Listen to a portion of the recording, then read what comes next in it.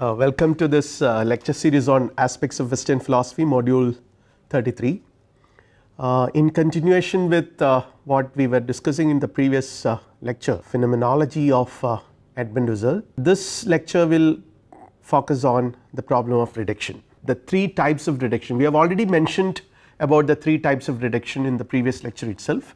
So, we will elaborate a little bit on this, and again we will concentrate, we will focus more on the concept of transcendental subjectivity, because it is normally stated that though phenomenology is often associated with, particularly Husserlian phenomenology is associated with a method.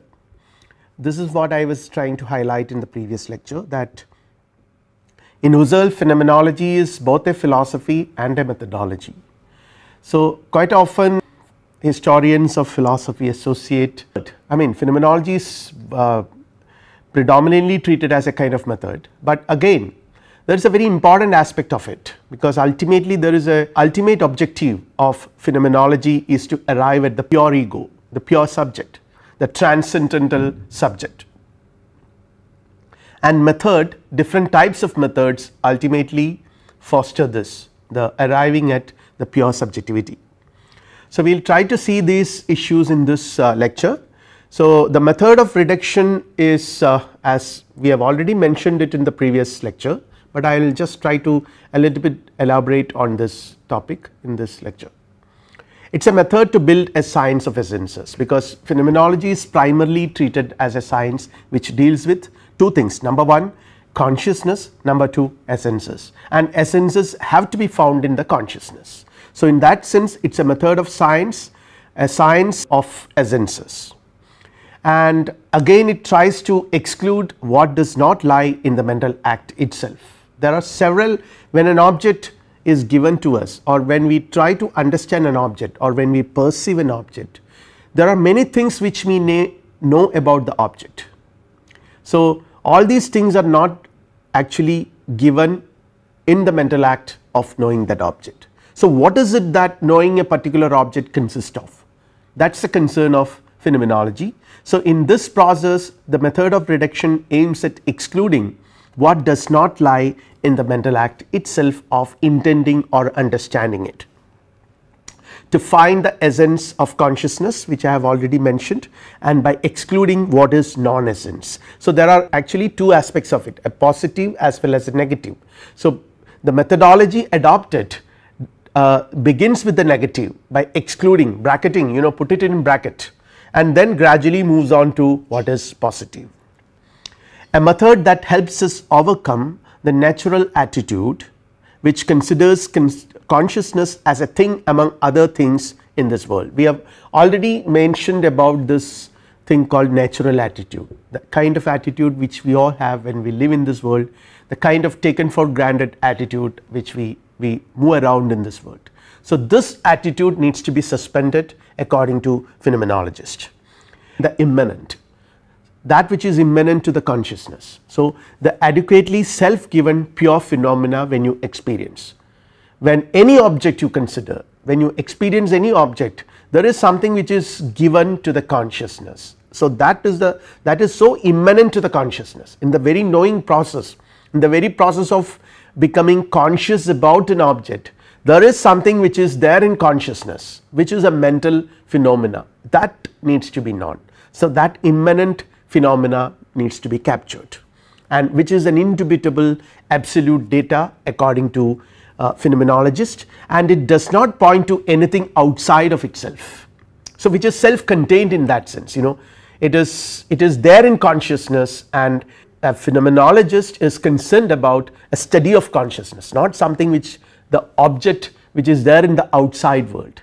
That is the business of a scientist. A phenomenologist would be dealing with objects which are there inside the consciousness, which are immanent to the consciousness. What is intended is adequately given in itself, and this immanent is beyond all epistemological questions. We have already discussed all these things in a brief manner in the previous lecture when I introduced Husserlian phenomenology. Now, we do not have to go to the details here, we will straight away try to understand the immanent is beyond all epistemological questions. So, now let us see what happens in the process of reduction. Already mentioned this, that it involves a kind of bracketing, and when you bracket something, say for example you know many things about an object. For instance, I have taken the example of a pen in the previous lecture. This pen is made up of plastic is an information which I already have about it. It is black in color and many other things. My intention is to understand a ballpoint pen. I am telling you that this is a ballpoint pen, and in your consciousness the pen as such is given, okay, and there are many things about this pen which are already known by you, which is not really important to understand what a ballpoint pen is. So, just want all of us to bracket it. So, by bracketing empirical data away from consideration, by refraining from making judgments about, putting them aside, keeping them aside, and we are not going to deal with them. These information which I know about the pen made up of plastic, the length of the pen, color of the pen, all those things are unimportant, and I am not going to mention about it at all in my phenomenological endeavors. Now, what I will do is that I am trying to capture the pure phenomena and the pure ego which understands it. So, which is understanding the pen, to which the pen is given, are the residue of phenomenological reduction. So, in the process of reduction, the process of bracketing, finally you reach a stage where further bracketing would become impossible. That is the essence of the object which is given, and you find that essence in consciousness. So, this is the process what phenomenologist intends to pursue. Then again it concentrates only on the inner content of our conscious acts and distinguishes the immanent object of the act from the actual object. The actual object sort of thing, what is there in front of me, actually it is given to me, to my consciousness, and since I understand it, in one sense is immanent to my consciousness. So, there is a mental phenomena which is presented to my consciousness, and this is presented by the object which is there outside. So, that is why the intentionality principle was discussed in the previous lecture. So, the immanent object of act has to be distinguished from the actual object which has got several qualities, and it is also, it has got a history. So, all those things are unimportant. And now let us see another very important, I have already mentioned about him, Martin Heidegger. We are going to discuss his philosophy in the next lecture.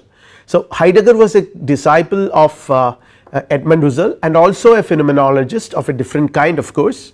So, what he says about phenomenology is that phenomenology is to let a thing show itself from itself, the way in which it shows itself from itself. So, it is a very interesting quote. It says that, I repeat, phenomenology is to let a thing show itself. So, it is the thing which shows itself to us from itself, the way in which it shows itself from itself. All other considerations are unimportant. Now, again, the method of reduction which we have been talking about, which is the phenomenological method, what is it, what kind of a method it is? Here Husserl clarifies that it is not an empirical or a deductive method. Empirical method which is adopted by the scientist, and deductive method is largely adopted by the mathematicians. So, this method is different, it is pointing to what is given and elucidating it, and it fixes gaze directly upon whatever is presented to consciousness. So, it is a kind of gazing, it is a kind of looking into consciousness and identifying, locating or isolating that data which is the immanent. That is a kind of positive aspect, concentrating on that essence which is given, and on the negative side you exclude all that is not genuinely immanent or adequately self given. I have already discussed this. Now, again, phenomenological reduction was introduced in Husserl's 1906 or 7 lectures on logic and theory of knowledge, and the purpose was to found a radically presuppositionless science, which we already seen in the previous lecture. So, there are 3 different stages of reduction which Husserl mentions in his works. Actually, when you talk about these 3 stages, it is not that at one stage of his career he was mentioning about the phenomenological psychological reduction, and at the next stage he talks about eidetic, and finally he talks about transcendental. It actually does not come in that way. In one sense we can say that phenomenological reduction actually is constitutive of all the 3 stages. they are all important because all of them employ reduction, the process of reduction, the process of bracketing. The only difference is that we are going to elucidate the differences between the three. The different stages are not clearly articulated in Husserl's work. Husserl never says that okay, there is a heading under which he is going to discuss phenomenological or psychological reduction and another heading under which, nothing of that sort we would find in Husserl's work. So, these are all scholars, after reading Husserl's work they have come across different stages of reduction and they finally articulated it as three: phenomenological, eidetic and transcendental. The process of bracketing is employed in all the stages, and the ultimate aim, whatever it is, the ultimate aim of philosophy and phenomenology according to Husserl is to expose the transcendental structures of consciousness. So, the phenomenological method involves a process of bracketing, and a process of bracketing is a process of suspension, which we have already mentioned, a suspension of belief, a suspension of judgments. So, it suspends the spatio-temporal world and the focus is on pure mental processes. So, this is the first stage of reduction where the suspension begins of the spatio-temporal world and the focus is on pure mental processes. This is called the phenomenological reduction, where the process of bracketing is employed, and the aim is to see the origin of our knowledge which has been lost sight of. So, due to various reasons we have lost sight of the origins of our knowledge. This is actually the major complaint which Husserl raises against philosophers. There are several factors. An emphasis on epistemology, for example, results in what you call forgetfulness, a term which has been widely used by phenomenologists. They say that there is a kind of forgetfulness about the reality, the essences. In fact, this is a term which Heidegger uses in a different sense. So, what happens is that the origin of our knowledge we have lost sight of, and phenomenology tries to recapture it. So, what happens in bracketing? For example, let us take a very concrete example. We bracket, we see a beautiful painting with all colors and textures and other things, and we appreciate it as a beautiful painting. So, in spite of being a beautiful painting, a painting which has got some aesthetic value, it is an object in the world. So, I am perceiving this object, but my perception is not just perceiving an object like perceiving a chair or something else, but I am perceiving, I am understanding a painting which is beautiful, which I can appreciate as a beautiful object. Now, all those characteristics with which it was appearing in our perception remain the same. Just because I am bracketing many aspects about the painting does not mean that the painting will lose all its characteristic features. Like, for example, I am not bracketing that it is no longer beautiful for me, it is no longer a canvas for me, it no longer depicts a particular scene or its original characteristic features. Everything is retained even after bracketing, or even in the process of bracketing, all remains the same as beautiful and attractive even after reduction. Then what is the major difference here? So, he says that in the phenomenological reduction nothing is lost, none of the characteristics we take the object has are lost. Then the only difference is nothing happens to the world remains the same. We are trying to see the world and experiencing it, it remains the same though we are bracketing many things in this world. Reduced objects are still taken to be out there, we are not taking them inside our consciousness and viewing them, but they are still out there. I recognize that the beautiful painting is there hanging on a wall. Now, what is the major difference? What happens in bracketing? This is what happens in bracketing. Our attitude towards the world is changed. So, we are changing our attitude, the way we perceive the world is changed. Instead of naively positing the world around us, we focus on how the things are given to us, how they are given to us directly to our consciousness. What are those aspects which we need to emphasize when we try to look at the world, when we apply the process of bracketing? So, here again there is a difference, there is a kind of distinction maintained between appearances and appearances of. every appearance is an appearance of something. So, this offness, this aboutness which we have mentioned in the previous lecture is an integral part of consciousness, the intentionality of consciousness.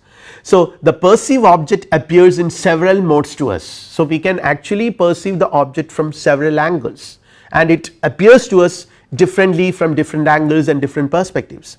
But at the same time, fluctuating multiplicities of modes of appearances, that is true, like where I can see one object from different angles and different perspectives. Each mode of appearance but is an appearance of. Say for instance, I take this water bottle. So, this water bottle can be seen from this angle, it can be seen from this angle, various angles, and it presents itself from different angles as I look at it from different perspectives. Now, there are multiplicities of modes of appearance of this water bottle, but what is important is that each mode of an appearance of this bottle is an appearance of this object. The object as such completely is given to me. It is not that a facade or an aspect of the object is given to me, or one mode, I mean in each mode of appearance the entire object is given to me. So, that is something which I will find inside my consciousness if I look into it. That is the essence of the object. So, appearances are there, I know, I am quite aware of that, but these appearances depend on the object of which they are appearances of. Each appearance synthetically produces the consciousness of one and the same thing. Same bottle is being, all appearances are of the same bottle which remains there out there in the world. Again, it is description of mental acts free of theories and presuppositions. So, that is another very important aspect. I have already indicated this, the suspension of natural attitude. Natural attitude is not only a commonsensical attitude towards the world, but also our scientific understanding is also part of natural attitudes. So, all these approaches or all these environment of what you call the object is given to us need to be suspended. Refrain from taking any natural objective position, and it focuses our attention on consciousness and its experiences. So, looking into your consciousness rather than looking by suspending, focusing more and more in the consciousness and how the object is given to the consciousness, rather than that process. What you do is that you bracket, you suspend all other information you have about the object.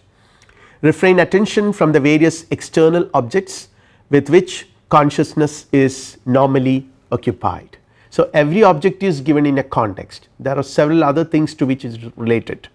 So, all those things are bracketed, and natural attitude is bracketed. Nature is the universe of spatio-temporal objectivity given to us constantly. We are always seeing it, that is always there in our background, and the purpose, or rather the task of a phenomenologist is to isolate the object from this context, from nature, from universe, focus only on that object. Every object is given in a context in the world, it presents itself in the world. So, but now you have to isolate it from that context and try to focus on it. In bracketing, this nature is put out of action, suspended, and we cease to take part in it, and all presuppositions about the world must be suspended or set aside, and bracket the assumption of a real natural world to which our intentions relate. We do not know, we are not actually bothered about that, whether there is a world or not. For us, what is important is to concentrate on the object, to focus on how the object is given to us in consciousness. So, beliefs about particular objects and all the theories of natural sciences are bracketed. Search for evidences centers not on the objects that we ordinarily intend, but on the intention themselves and the ego who undergoes them. So, that is why it is normally stated that phenomenology is a science, or it is a science of consciousness. it deals with consciousness. Consciousness primary object, the object as it is given to the consciousness is studied, not object as such out there. Now we are now moving to the next stage. This is the first stage of reduction, where you adopt, actually bracket, you actually suspend what is called the natural attitude, and this is a little negative. So we are trying to exclude everything that is unimportant, which you already know, which you take for granted, which is the context in which an object is given to you. Now there are certain limitations of this so called phenomenological reduction, which needs to be overcome by a phenomenologist. First of all, it achieves only the broad rudimentary form of phenomenology, one which is not yet distinguished from psychology. So it is a kind of psychological endeavor. We can see that all these exercises which we were performing, isolating the object which is there in front of me from all other things, this is a mental mechanism, the mind does it. So how is it different from psychology? So that is the reason why the first stage of reduction is called psychological reduction or phenomenological psychological reduction. It takes place within the natural attitude. So it is not actually free from natural attitude, though it is trying to bracket and suspend natural attitude, it takes, still it is within that. Natural attitude is bracketed only as it applies to the objects of our everyday intention. So objects of our everyday intentions are concerned, all the objects which I perceive and experience are concerned, I have successfully bracketed or suspended the so called natural attitude. But there is a serious problem. What about me? Not bracketed this attitude as it applies to ourselves and our experiences. We ourselves, our own understanding about ourselves.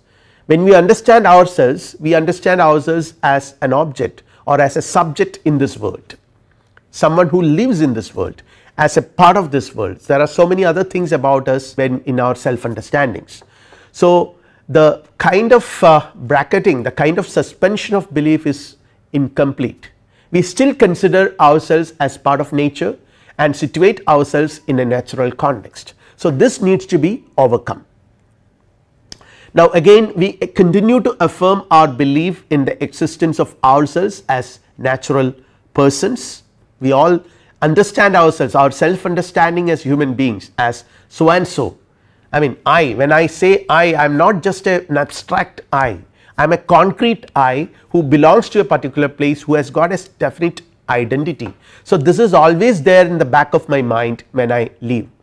As psychologically functioning conscious egos, we are all we understand ourselves as psychologically functioning egos. We continue to treat our intentions as natural events making up this ego's psychological reality. So all our intentions are part of our natural make up my ego's psychological reality.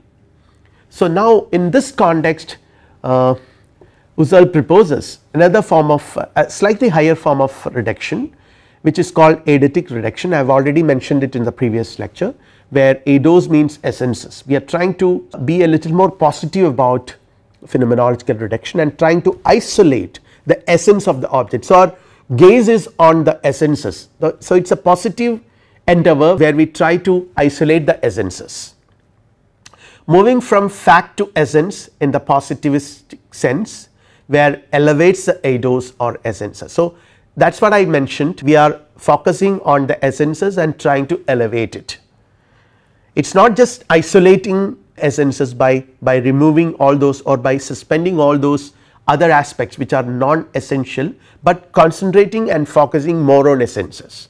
When we perceive an object, the object is perceived from a perspective, but the whole object is given to our consciousness. I have already discussed this, explained this with the help of this bottle, water bottle. When it is given, when I perceive it from a perspective, but the whole water bottle, the whole object is given to me, to my consciousness, and now eidetic reduction would try to see that, capture it. The unity of the object is maintained, the different views of the object are given to consciousness as continuous as views of one thing. So I can actually go around this water bottle or go around this computer and try to see what it is. Different profiles will be unravel to me if I see it from different angles, but at the same time they are all views of one thing, the computer or the bottle, one thing is there. Now give themselves the essences we are talking about, which the eidetic reduction is interested to capture, are given to consciousness all at once, something which is given to consciousness, directly given to consciousness. They actually themselves give to consciousness, and again all individual features are eliminated in order to grasp the essence. So as I mentioned this example of the pen, water bottle, anything, any object for that matter, you can see that all these objects have some individual characteristic features which is so common to that. Call it a bottle, but it is violet in color, it has a particular shape, it contains water, it has got certain other features. All these are individual characteristic features of this bottle which may not be shared by other water bottles. So when I say water bottle, try to understand a water bottle. So all these individual features have to be eliminated. If I am trying to capture the essence of water bottle from this actual concrete water bottle which is given in front of me, what I have to do is that I have to eliminate all those individual factors which makes it unique, different from other water bottles. So every, say for example, if there are 10 water bottles here, each one of them is called a water bottle, but at the same time each one of them would be different in the sense that the color would be different, the size would be different, the shape would be different. There are many factors that might make them unique and different from each other, but at the same time there is some factor which makes all of them a water bottle, the essential factor that makes all of them a water bottle. So capturing essence means that I have to capture that object, that essence. Phenomenology places itself in the presence of pure essence and ignores all other sources of information. So everything else, all these individual characteristic features, all those factors which might contribute or simultaneously given to me when I see an object are unimportant as far as my understanding of that particular object is concerned. What we intuit is not limited to perceivable individuals, but includes forms, the invariable structures that reveal themselves in the process of intuiting. So I will invite you to this bullet. What we intuit is not limited to perceivable individuals, but include forms. So what is the perceivable individual here? This particular bottle with a certain color and shape and other very individualistic characteristic features, but this is not what is being intuited by us. What we intuit is the form, the structure, the invariable structure of that object, that is the essence. Now locating essences is when we intuit a group of things, we can intuit necessary similarities between them, and that is what, when necessary similarities between, say for instance several bottles which are kept in front of me, what is that necessary similarities between them, though in spite of the fact that they are all different from each other. Through free variation of the individuals in our imagination, we should find out what characteristics these things have in common. So identify that common element among all these individuals and locate the invariant forms which are essences. Now this is eidetic phenomenology, a method for turning the focus of any study from the concrete to the general, from individuals to the essences. I emphasize these terms, from concrete to general, from individuals to their essences. That is what eidetic phenomenology does. Essences or eidos are properties, kinds or types, they are ideal species that entities might exemplify, and again properties of the individual that cannot be varied belong to the essence. So every object might be having a set of properties, but there are certain properties which might change. For instance, if I pour some hot water into this bottle, it will change its shape because it is made up of plastic, all of us know that. So the shape is not something which is invariable, the shape is something which can change, even the color of this object can be changed, but there is something which makes it a water bottle in spite of the color, shape and other things which are varied. So, properties of the individual that cannot be so varied belong to the essence of the object.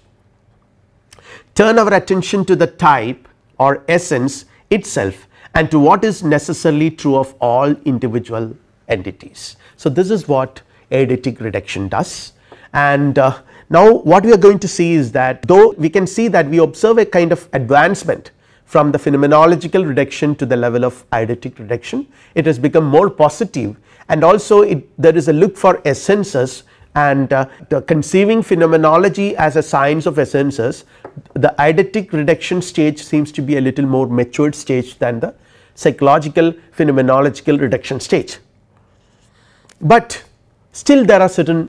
So, eidetic phenomenology has got certain limitations. For example, it only describes what is given to us. Again, the problem is that what is the fundamental objective of phenomenology? The fundamental objective is to understand pure ego, transcendental ego or transcendental subjectivity. So, there is no reference to pure ego or transcendental ego even at the eidetic stage. Your focus is only on essences. Of course, for that you have to focus on consciousness, you have to actually do consciousness and see how it is given, but still consciousness itself or ego itself is never been subjected for your analysis. So, it only describes what is given to us. Phenomenology is not just the study of essences, it is more than that.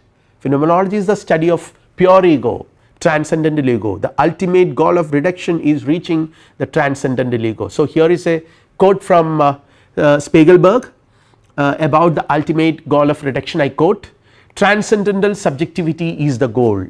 It indicates that reduction has the purpose to inhibit and take back as it were all references to the transcendent as the intentional correlate of our acts, and to trace them back to the immanent or transcendental acts in which they have their source," unquote.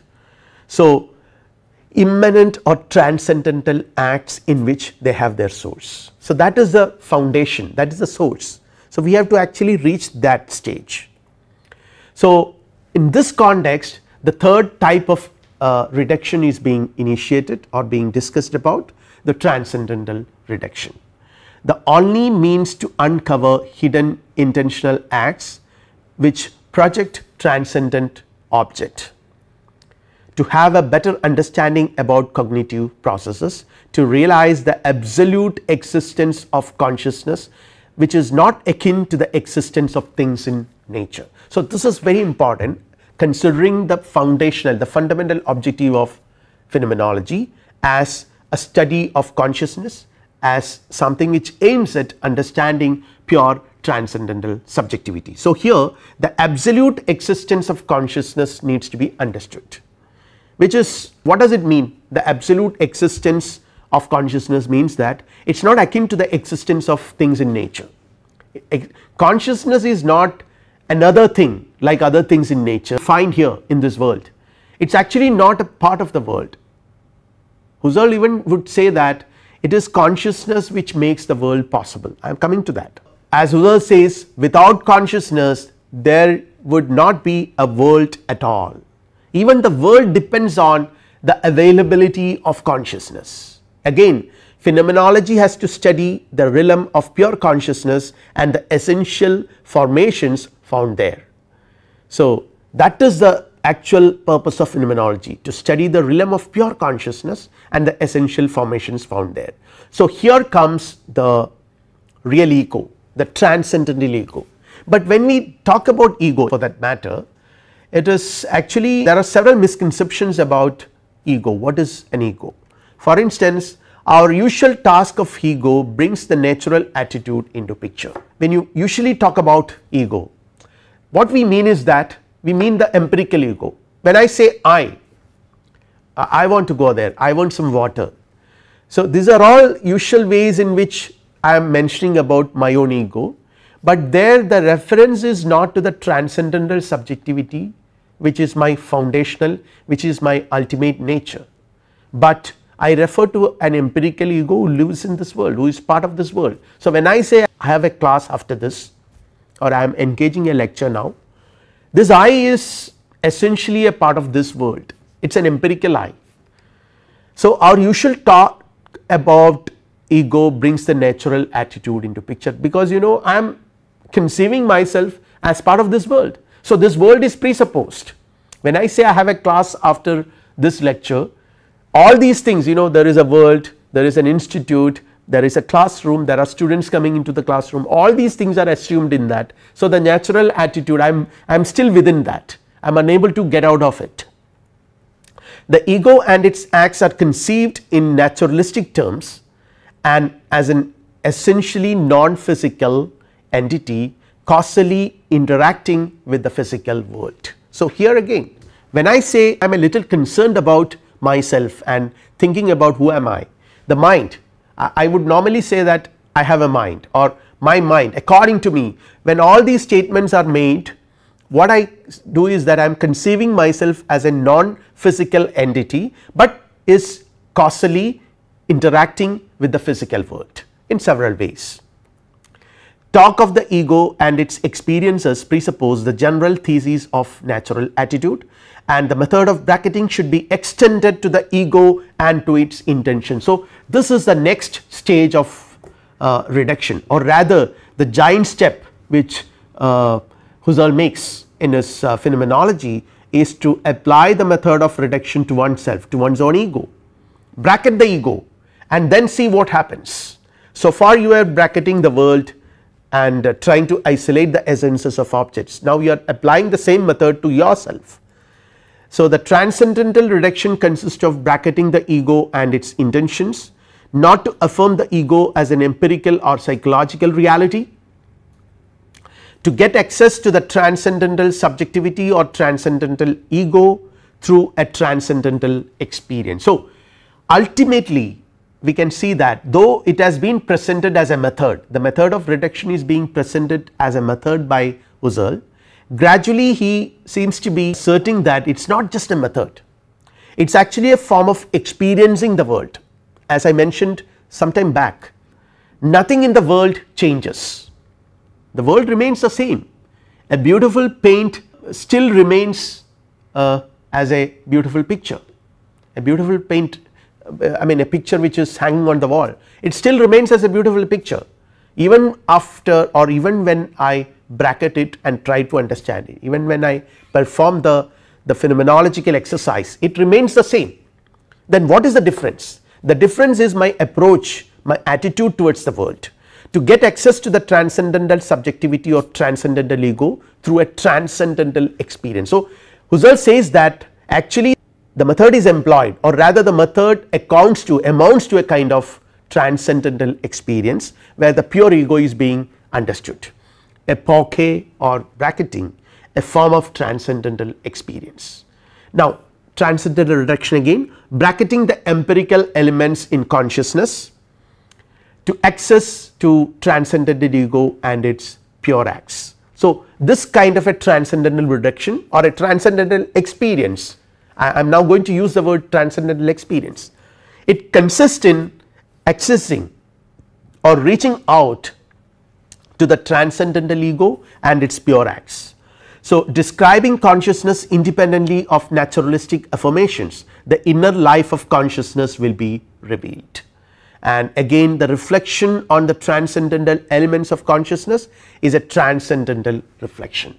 So, it consists a transcendental reflection and a transcendental experience which takes us to the ego, the pure subjectivity, which is not part of this world, which is actually a condition of this world, which is actually a condition of all our experiences about this world. Transcendental reflection describes intentions of the transcendental ego. These intentions are the pure content of the ego which phenomenologist tries to understand. So, here it is very interesting in this context to mention about Descartes, because Descartes also we have seen is one philosopher who employed some sort of a method of bracketing, suspension of beliefs. He also started doubting everything that can be doubted and suspended the existence of material world to some extent. Unless you are certain about it, you suspend them. So, Descartes ultimately reached the cogito, the famous cogito ergo sum, and this according to Husserl is actually a very significant in a phenomenology. He was very close to the phenomenological reduction, terribly close we can say to the kind of phenomenological reduction which Husserl was initiating. But what happens is that what remains after the transcendental reduction, which is free from all assumptions about what the ego is in fact, like a natural and empirical reality, learning from Descartes' mistake. So, he says that Descartes actually commits a mistake here. He misconstrued the cogito as the thinking substance, instead of going a little further, a little deeper than cogito, and discovered that it is not just the thinking substance, but the transcendental subject. So, what is the ego's role? I have already briefly mentioned the ego's role here. It is primarily synthesizing or uniting our mental experiences into a single life. That is what primarily the ego does, synthesizing or uniting our mental experiences into a single life. It is mine, it is given to me, and pure ego remains absolutely self identical in all possible changes of experience. Everything around me changes, my conceptions of things may change, my perception of the world may change, my ideology may change, everything will change because natural world is subjected to change, but the pure ego remains absolutely self identical without any changes, not a real part or phase of experiences. It is actually the condition of experience. This is what Dermot Morin says in his introduction to phenomenology, page 138. I quote, "Ordinary acts of perception has a temporal structure of retentions and anticipations, and the unity of the ego's psychic life suggests that there is a unifying factor underlying the temporal spread of consciousness." So, somewhere this emphasis on that unifying factor, the ego unites, the world as it is exhibited is a result of the ego's synthesizing abilities. So, you have experiences belong to the ego and ego belongs to experiences. So, there is a kind of mutual way, experiences belong to the ego and ego belongs to the experiences, all of them as belonging to one single stream of experience, that is transcendental subjectivity. So, experiences of an object, we can have different types of experiences, being directed towards an object, for instance, being occupied with an object, adopting an attitude towards something, undergoing something. All these are connected with our experiencing an object, and all these acts are something from the ego. So, they all presuppose the ego, they are all something that what happens to the ego. Experience necessarily involves the ego. The pure ego is the necessary prerequisite for experience to occur.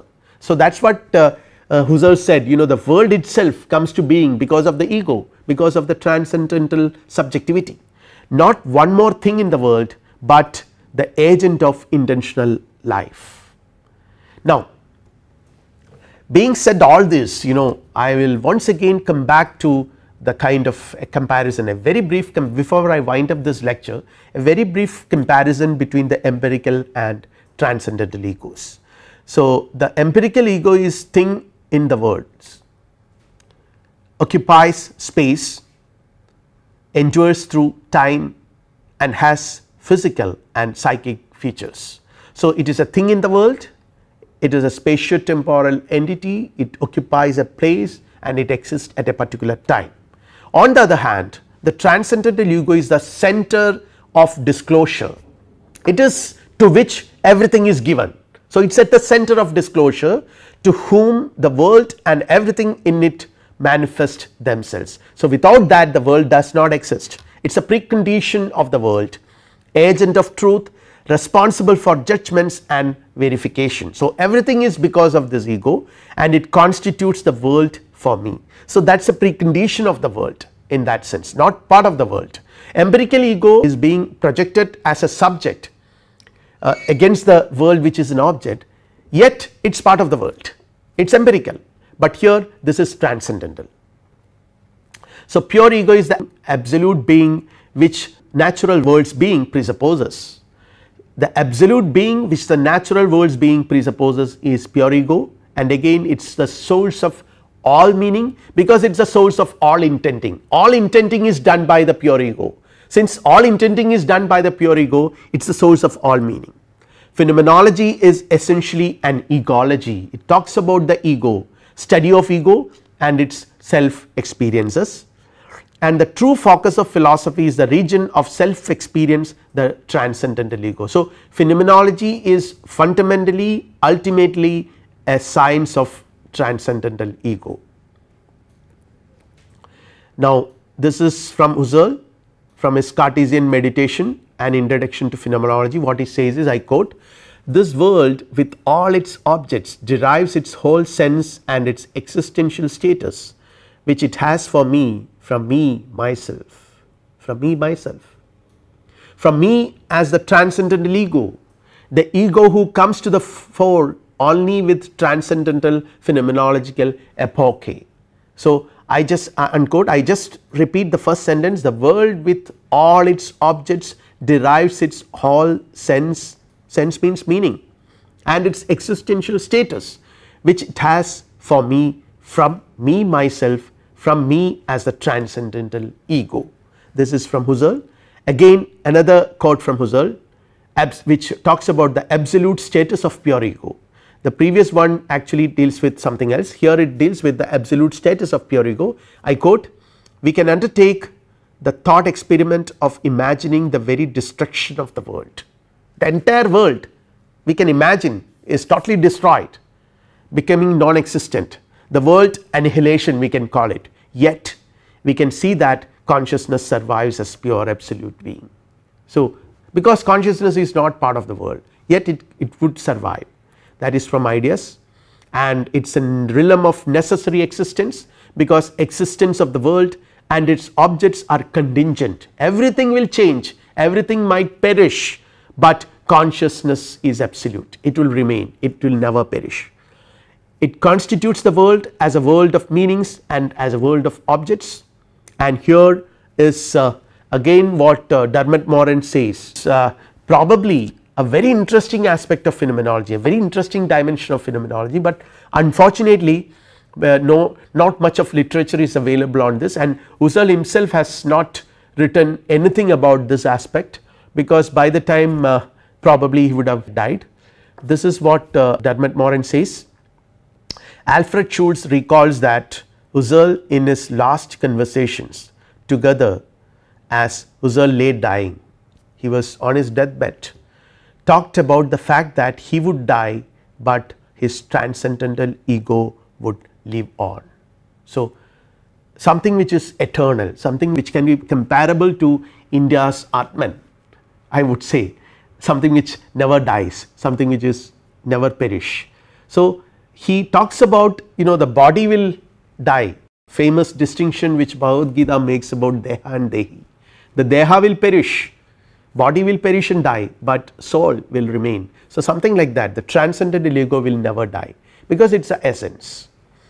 And we will conclude our this lecture with just a very brief outline of what we have discussed today, and also a kind of summary of Husserl's philosophy. We have seen that most important concept in his phenomenology, from where he begins with and ends with, is the notion of consciousness. And when he talks about consciousness, there is one important feature of consciousness he highlights, that is the intentionality aspect of consciousness. Consciousness is intentional, and then we have discussed the natural attitude which Husserl was trying to overcome through his psychological or phenomenological bracketing reduction. Then the concept of essences and the immediately given, the concept of something which is immediately given to the consciousness, directly given to the consciousness, immanent to the consciousness. All these things are important themes in Husserlian phenomenology. And then the various reductions, just to remind you that reductions does not mean that they are entirely different from each other. That is a process, it is a process of reduction which ultimately culminates in transcendental reduction. So, basically Husserl talks about an attitude one should have towards the world and towards oneself. Realize that the world is not the world of perishable objects, but it is basically a world of essences, and the world of essences exists there because the world can be intended in such a fashion by a subject, by an ego. Now the understanding, now there is a need to understand what is this ego. So here a distinction between empirical and transcendental ego are made, and finally Husserl comes to the conclusion that the transcendental ego, which is the absolute being to which everything is given, and it is because of this being which is a condition of all experience, which is the condition of all reality and the world exists. We will wind up our lecture on Husserl's phenomenology, and a very important philosopher, no doubt, and very unique kind of a thinker, because there is hardly anyone who actually talked about something like a transcendental ego and subjectivity like Husserl in Western philosophy.